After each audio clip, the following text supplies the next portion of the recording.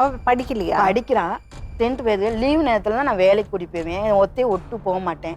எப்பயுமே லீவ் நேரத்தில் நான் கூட்டி போயிட்டே இருப்பேன். இப்போ தான் இந்த பிரச்சனைனால தான் படிப்பை நிப்பாட்டிட்டு வச்சுருக்கேன். ஏன்? ஆமாம்மா, என்னால் முடியல.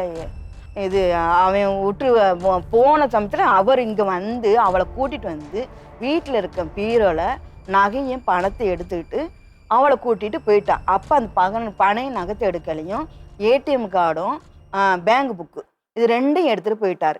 போய் 8 மாதம் ஆச்சு. சுவிட்ச் ஆஃப் பண்ணிட்டார். செல்ல வரவே இல்லை.